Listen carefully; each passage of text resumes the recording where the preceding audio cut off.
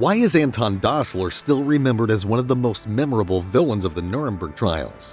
What happens when a vicious general is rewarded for his crimes? The man named Dostler. On the 12th of October 1945, a well-known German general named Anton Dostler was sentenced to death by a firing squad.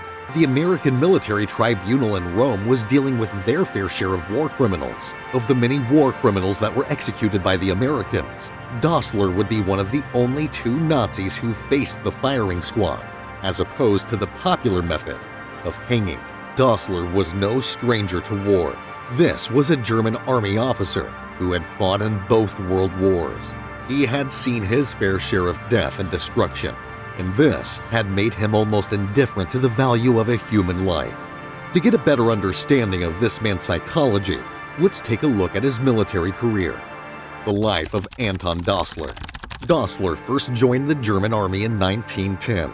He was a young, bright-eyed soldier looking to make a name for himself in the army. That enthusiasm meant that he was willing to do anything and everything to get an advancement. He kicked things off by serving as a junior officer during World War I, but his mind was set on a bigger prize. By the time World War II rolled into the corner, he served as the Chief of Staff of the 7th Army. Being the ambitious man he was able to secure a position as the commander of the 57th Infantry Division, which led to yet another appointment as the commander of the 75th Army Corps in Italy. It was in Italy that Dostler committed the war crime that would stain his legacy forever. On the 22nd of March 1944, 15 soldiers from the U.S. Army were sent to Italy. Their objective was simple: destroy a tunnel at Fremura. This particular tunnel had significance in the war effort because though it passed an important railway line linking La Spezia and Genoa, when they landed on the Italian coast, they must have gotten an eerie feeling that all was not well, but they kept moving on. These soldiers were all decked in the field uniform of the U.S. Army, which was a crucial detail that will come into play later. Just 2 days after they had landed near La Spezia, they were captured by a combined party of Italian soldiers and German army troops. Now that they were in the hands of the Germans, they knew their lives hung dangerously in the balance. What was to come of this fateful encounter? Soon after their capture, they were taken to La Spezia, where they were held under the command of a German named Colonel Almers. As fate would have it, his immediate superior was the commander of the 75th Army Corps, Anton Dostler. Now, before we continue, it is important to get some historical context surrounding this delicate situation. Hitler's commando order.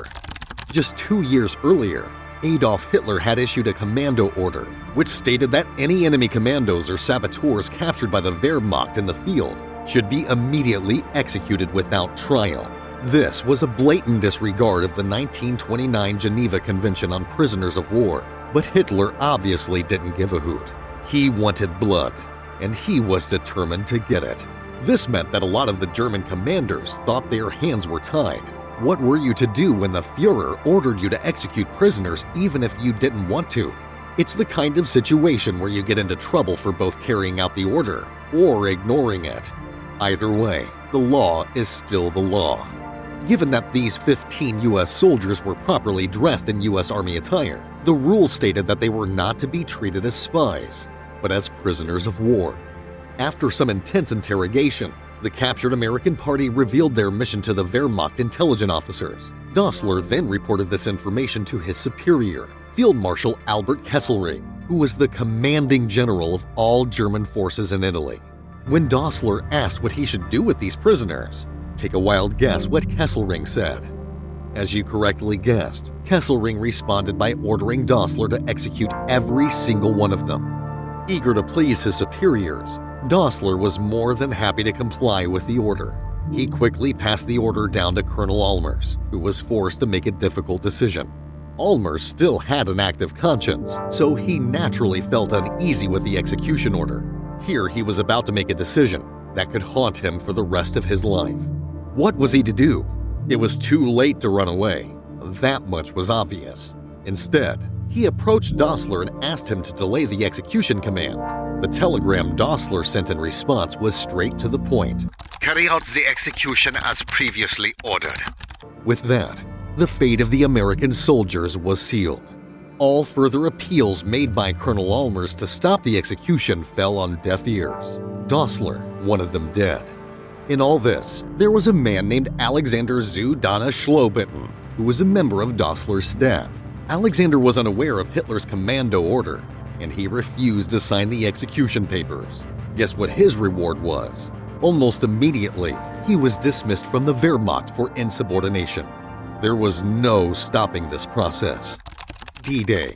On the morning of March 26, 1944, all 15 of the American soldiers were executed at Punta Bianca, just south of La Spezia. To add insult to injury, their bodies were buried in a mass grave that was hidden from public view. The Nazis may have thought their evil deeds were covered up, but soon enough, the hands of fate would turn.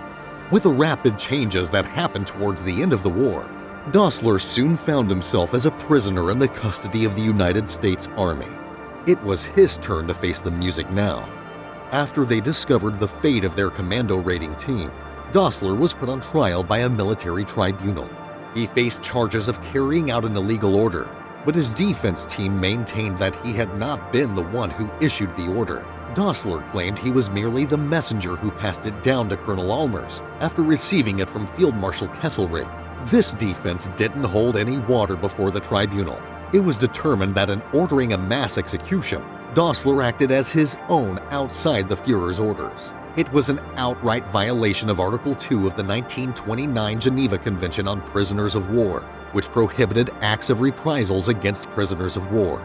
In its judgment, the tribunal stated that no soldier, and still less a commanding general, can be heard to say that he considered the summary shooting of prisoners of war legitimate, even as a reprisal. If these soldiers had been caught wearing civilian clothes, then it would have been an entirely different matter. Under the 1907 Hague Convention on Land Warfare, it was legal to execute spies and saboteurs disguised in civilian clothes or enemy uniforms, but not those captured wearing the uniforms of their own army. With the evidence stacked against them, Dostler had no chance of making it out alive. He was soon found guilty of war crimes and sentenced to death. Execution Day. The nature of General Dostler's death proved to be a huge source of controversy in the years to come. In the early hours of the 1st of December 1945, Dostler was shot dead by a 12-man firing squad. The execution was captured on black and white movie cameras, and footage of the grisly event is still hidden in the U.S. archives to this day. After the execution, Dostler's body was lifted onto a stretcher and driven off to a German war cemetery by an army truck. Have you ever asked yourself why a firing squad is made up of so many shooters? Did you know that the psychological effect of being part of a firing squad is so harsh that many of the shooters intentionally miss their target? All too often, they aim for the non-vital areas of the body because they don't want to be the one to have the person's death on their conscience. Another reason is that soldiers feel it is morally wrong to shoot a defenseless prisoner, despite any crimes the person may have committed. This is the reason why as many as 12 people can be used in a firing squad to ensure a quick death. Sometimes, a few soldiers are even given blank rounds, so that no one is really sure who is responsible for the death shot. Although, to be fair, loading a weapon with a blank round doesn't make anyone feel less guilty. Do you think you would be able to shoot without blinking if you were a soldier? Or would the moral weight be too much for you to bear? There are also many people who would tell you that Dostler got off easy. They would say that death by a firing squad is seen as a soldier's death, so at least there is a little honor in it. This was part of the reasons why his execution had so much publicity. A lot of people claimed that being hanged is more dishonorable because only criminals are hanged, while soldiers are shot. Where do you stand on this debate? Do you think that Dostler got what he deserved? This case has been the subject of conversations for decades now, so we're interested in hearing a fresh take on it. All in all, we can at least agree that it is a good thing that justice was served at the end of the day.